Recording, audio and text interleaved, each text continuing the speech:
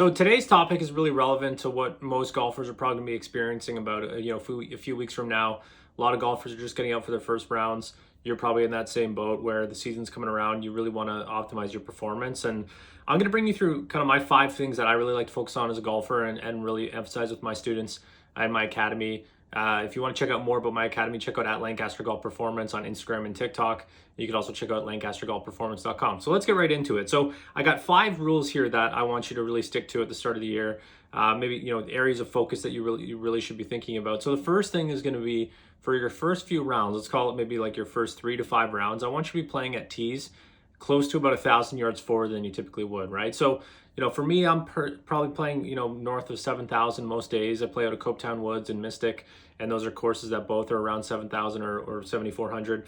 And I'm gonna go probably 2 tees forward, play something around 6,000 to 6,200, and really just trying to establish scoring again, right? So to me, I at least feel it's easy to shoot around par from a tee like that, and a good day for me should be 5 or 6 under par, and that's just me really building my confidence back, right? So to me, it doesn't really make a whole lot of sense to get out there at your first few rounds of the year and put yourself in a situation where you really are not scoring yet, because no matter what, when you come out, especially in the long layoff we have in the northern states and in Canada, it takes time to get that scoring touch back. So that would be number one.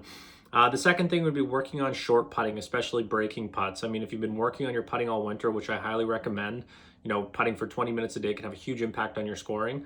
When you get outside, start working on those short putts, like the 3 to 4 to 5 footers, where you have the right to left, left to right, downhill, uphill. Don't just hit a flat, straight putt, because that's something that is going to take a little bit of time to get awareness on. And my simple piece of advice on those short putts would be to keep your head down and really think about a straight line at the starting point. So if you have a right to left putt, that's like, let's say, a 5-footer, think about the first 2 feet being dead straight, because if you think about like a big curving putt and you're going to manipulate your stroke to be more of maybe a hooking path, where maybe a left to right putt for a right-handed golfer, you're going to be thinking more about a slicing path.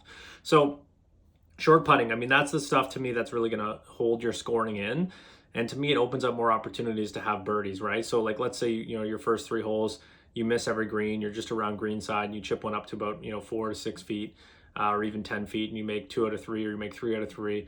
And that 4th hole you get to, you're going to be feeling more encouraged to make a birdie. Let's say you put a good swing on in the 4th hole, and then you hit a good second shot into a par 4. Then all of a sudden you have a birdie chance, right? And as opposed to feeling like you're fighting from behind. So it's those small short putts, especially the breaking putts, that are something that you should be prioritizing when you come up for your first few rounds of the year.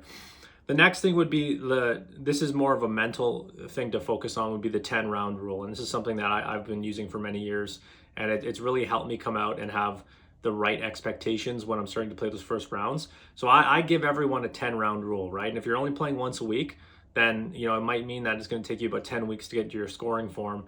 And if you're playing obviously a lot more frequently, you should be there in 2 to 3 weeks. But to me, it takes, if you've had a long layoff, it could take about 10 rounds for you to get back into that scoring form. And a good example of that would be Anthony Kim coming out after not having played in 12 years.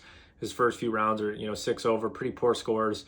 Everyone's lighting him up on social media, and I kind of saw it like he just needs time, like he just needs a few reps, and in his 6th competitive round shoots a 65, and he's probably had maybe 1 or 2 practice rounds on top of that, so he's right around that 10-round rule. Now, of course, he's been playing a lot, but you can really relate tournament rust to opening season rust, because there's definitely another gear that you need to get ready for playing in tournaments. The next thing would be, and this is more something you probably want to work through with your coach, this is something I'm really on with my students, getting on them about it, is miss awareness, right? So having what I call a miss chart. So if you hit it left, you know exactly what you did in your body. If you hit it right, you know exactly what you did in your body. And I mean, speaking from my kind of game, my 2 misses are either a block to the right or a quick hook. And if I'm quick hooking it, I'm typically flipping the hands at it and letting the hands rotate a little bit too quickly. And then if I'm blocking it, I'm not rotating hard enough with my shoulders and getting it open. And that's just more for me as a draw bias golfer. If you're a slice misser, if you're hitting it out to the right, it probably means you need to strengthen your grip or close the club face. And then if you're kind of missing that curving left to right shot, then it probably means that you're swinging hard across your body. So obviously there's more considerations like ball position, stance width, wrist angles, a bunch of stuff. But I want you to be thinking in simplistic terms when you start the year, because to me, if you can get a really good understanding of where your misses are at, then you can start to practice those misses out of your game, right? So for me, for instance, like I mentioned, my most common miss is going to be that quick right to left hook. So all my first few practice sessions when I get out on grass is going to be just going to the right edge of the range as a right-handed golfer and aiming out at the left edge of the range and trying to fade it back into the middle. And that's really helped me get out of some bad habits, because typically what I find with most golfers is our habits pretty much remain the same. I see guys who come in every week on TrackMan, and their club path numbers look the same, their face angles numbers look the same, their attack angle looks the same, but they get all these different ball flights, right? So knowing your misses, even just using a TrackMan, I think is really important to just get that at least awareness. Like when I started on TrackMan 5 years ago, I didn't realize that my path with my driver was about 6 degrees in to out. And from that angle, I just can't really consistently control the face angle. So working on TrackMan, I get my club path to between -1 to +1, and it's a lot easier for me to hit it straight. And that's what I would work with a slicer. Like if I had a slicer coming in and they're like -8 with their path for a right-handed golfer, I'm going to try and push them to get to like maybe -1, -2, -3. Then it's a lot easier for them to hit a small little fade, right? And then the final thing I would say for shaking that off-season rust and really getting the most out of your scoring would be up and downs. Like if you can just really work on getting your ball up and down more consistently, that's going to mean so much for your scorecard, right? So it's as simple as playing 9 or 18 holes. Every hole's a par 2 on the green, on the chipping green, and you're just trying to get your ball down in 2 shots. I mean, if every hole's a par 2 on 18 holes, if you can do better than if you can get around +6, that's about 12 out of 18 up and downs. That's a really good score.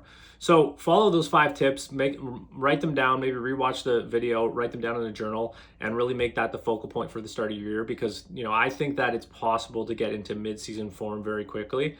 A lot of it is just about forming the correct habits, okay?